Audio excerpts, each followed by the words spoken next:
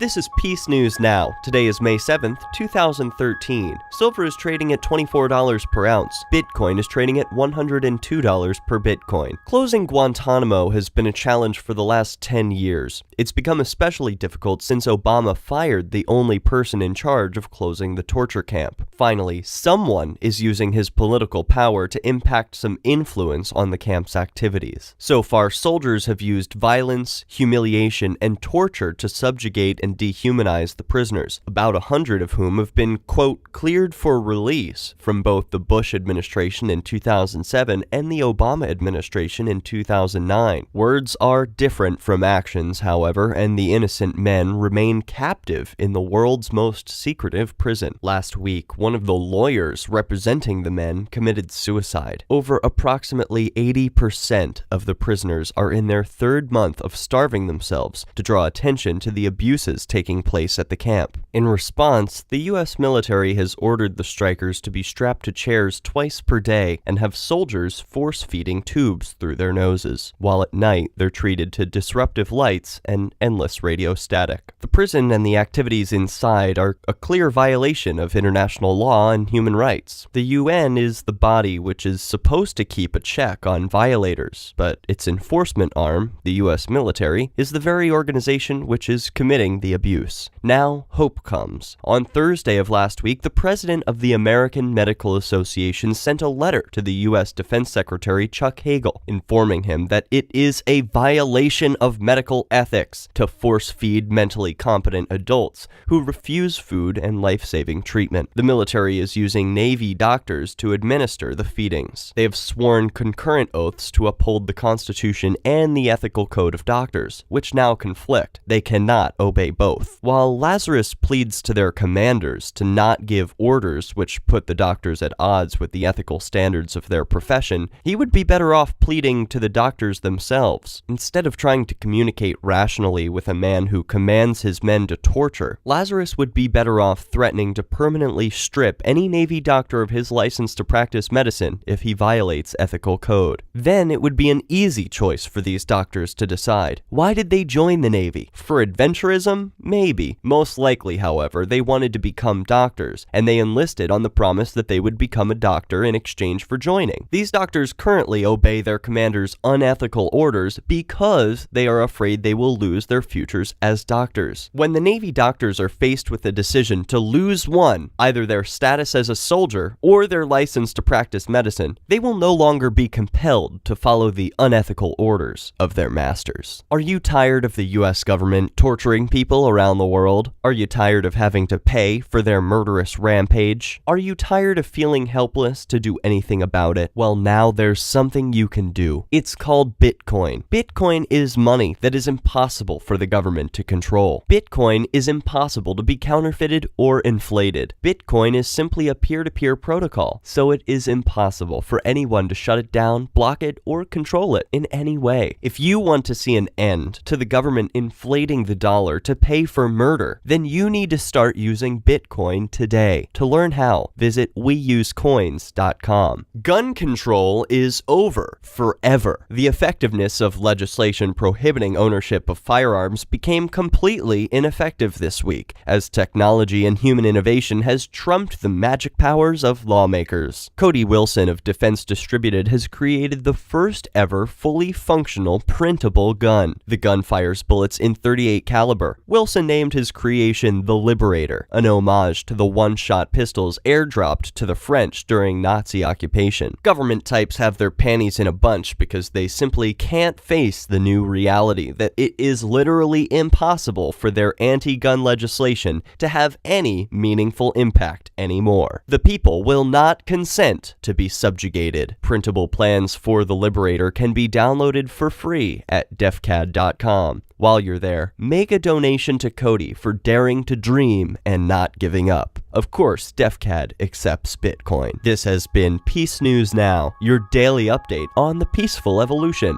Watch us on the next news network, and for links and videos, subscribe to PNN at youtube.com/peacenewsnow. For peacenewsnow.com, I'm Derek J, reminding you that peace is the way.